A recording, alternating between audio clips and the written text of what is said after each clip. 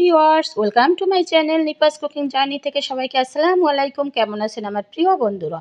তো বরাবরের মতো আবারও চলে আসলাম নতুন একটি রেসিপি আপনাদের সাথে শেয়ার করার জন্য। তো আজকের রেসিপি হচ্ছে আমার 4 টুকরো মাছ দিয়ে মসুরি ডালের বড়া। তো মসুরি ডাল দিয়ে শুধুই বড়া তৈরি করি আমরা, আবার চিংড়ি মাছ দিয়ে তৈরি করি।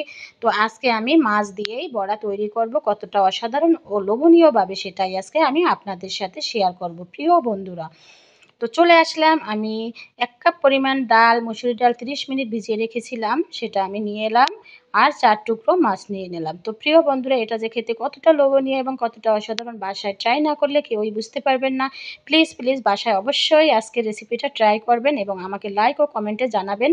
লাইক দিবেন এবং কমেন্টে জানাবেন রেসিপিটা কতটা মজাদার হয়েছে। তো প্রথমে আমি একটি শিলপাটায় ডালগুলো ভালোভাবে বেটে নিলাম। এটা ব্লেন্ডার করা যেত, তো শিলপাটায় কিন্তু বেটে নিলে কিন্তু অনেক বেশি মজা হয় রেসিপি। তো আমি ডালগুলো সব বেটে নিলাম একটি পাত্রে।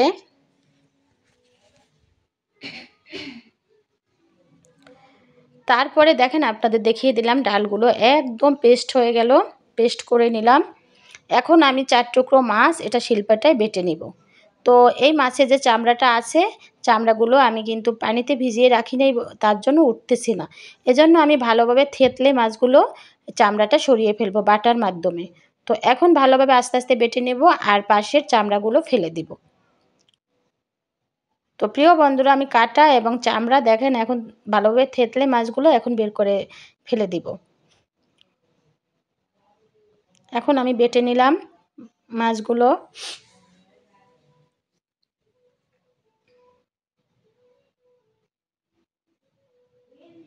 অবশ্যই প্রিয় বন্ধুরা, আপনারা যে কোনো মাছ নিতে পারেন, কোনো সমস্যা নেই। আজকে আমি পাঙাশ মাছ নিয়েছি, যেহেতু আমার বাসায় পাঙাশ মাছ কেউই পছন্দ করে না, আমার বাচ্চারাও পছন্দ করে না। তাই আমি এই পাঙাশ মাছগুলো এই মাধ্যমে এভাবেই আমি তৈরি করে সবাইকে খেতে দিই, কেউই বুঝতে পারে না। তো আমি এর সাথে 3 থেকে 4টা কাঁচা লঙ্কা ভালোভাবে বেটে নিলাম এই মাছের সাথে। এখন এটাও একটি পাত্রে আমি নিয়ে নেব মাছের পেস্ট।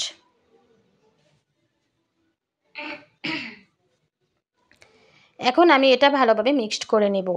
এর সাথে আমি রসুন বাটা দিয়ে দিলাম 1 চামচ পরিমাণ, আদা বাটা 1 চামচ পরিমাণ, জিরে বাটা 1 চামচ পরিমাণ। এখন আমি দিয়ে দিলাম ভাজা জিরের গুঁড়ো 1 চামচ, আর লবণ দিয়ে দিলাম স্বাদ মতো, মরিচের গুঁড়ো দিয়ে দিলাম 1 চামচ পরিমাণ, হলুদের গুঁড়ো দিয়ে দিলাম 1 চামচ পরিমাণ, আর গোলমরিচের গুঁড়ো দিলাম 1 চামচ পরিমাণ। আর এখানে আমি টমেটো সস দিয়ে দিলাম 1 চামচ পরিমাণ। এখন ভালোভাবে এটা মাখিয়ে নেব হাত দিয়ে। সব উপকরণ ভালোভাবে মিক্সড করে নিলাম। এই তো আমার মিক্সড করা হয়ে গেল। এখন আমি এটা রান্নাঘরে চলে যাব এটা নিয়ে। তো প্রিয় বন্ধুরা, আজকের রেসিপিটা কিন্তু অনেক অসাধারণ এবং লোভনীয়।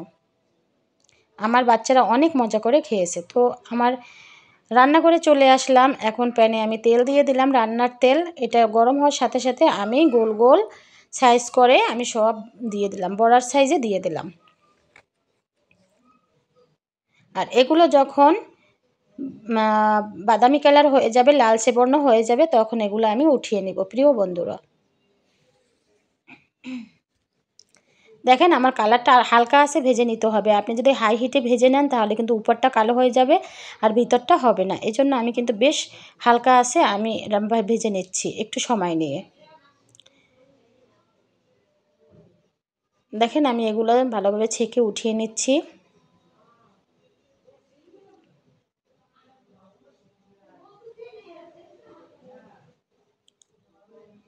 এখন আমি নতুন একটা পাত্র নিয়ে নিলাম এবং যে পাত্রে বড়াগুলো ভেজেছি সেই তেল দিয়ে এখন আমি বড়াগুলো ভালোভাবে রান্না করে নেব। তো এজন্য আমি কিছু কাঁচা লঙ্কা আর কিছু পেঁয়াজ দিয়ে ভালোভাবে বাদামি কালার করে নিলাম। প্রথমে নিব,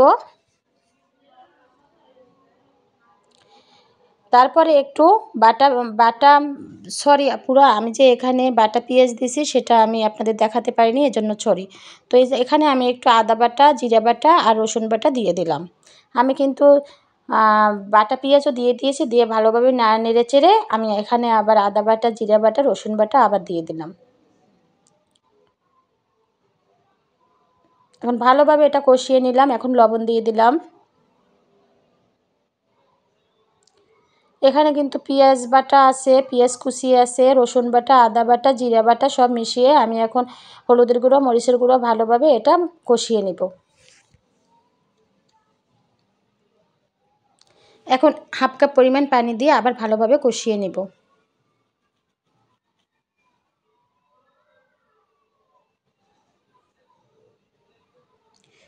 তো প্রিয় বন্ধুরা, আজকের রেসিপিটা কিন্তু অনেক মজা হয়েছে। অবশ্যই অবশ্যই বাসায় ট্রাই করবেন আপনারা। তো দেখেন আমি এটা ভালোভাবে এবার ভাজা ভাজা করে নিলাম মশলাটা। এখন আমি এর মধ্যে 2 থেকে 3টা টমেটো দিয়ে দিলাম। টমেটোটা ভালোভাবে কষিয়ে নিব।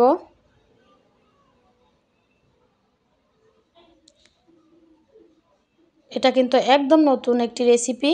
অবশ্যই অবশ্যই আপনার যেদিন বাসায় মাছ মাংস কিছুই থাকবে না, অবশ্যই এই রেসিপিটা তৈরি করে দিন, সবাইকে অনেক মজা করে খেয়ে ফেলবে। এখন আমি এর মধ্যে বড়াগুলো দিয়ে ভালোভাবে 2 থেকে 4 মিনিট ভালোভাবে কষিয়ে নিব।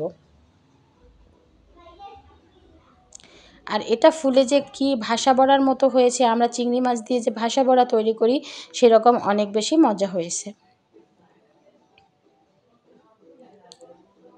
দেখেন আমার কষানো হয়ে গেল। এখন আমি এর মধ্যে 2 কাপ পরিমাণ পানি দিয়ে দেব।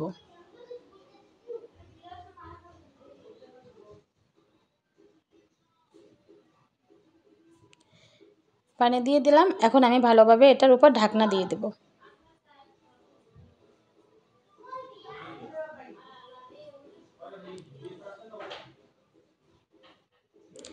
5 মিনিট পর আবার চলে আসলাম, ঢাকনা উঠিয়ে নিলাম।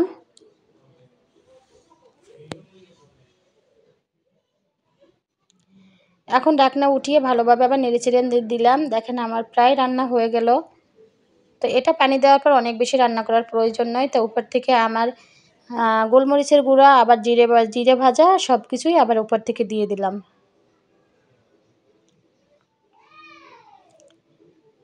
এখন আমি উঠানোর আগে এখন আবার ঢাকনা দিয়ে দিলাম। উঠানোর আগে এখন আমি পাউডার দুধ 1 কাপ পরিমাণ পাউডার দুধ উপর থেকে দিয়ে দেব। দেখুন উপর থেকে স্বাদ বাড়ানোর জন্য 1 কাপ পরিমাণ পাউডার দুধ দিয়ে দিলাম।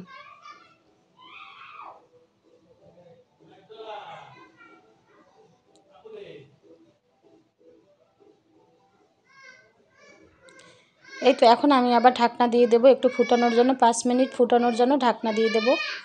তো শেষ পর্যায়ে আমি 2টা তেজপাতা দিয়ে দিলাম একটু স্মেলের জন্য।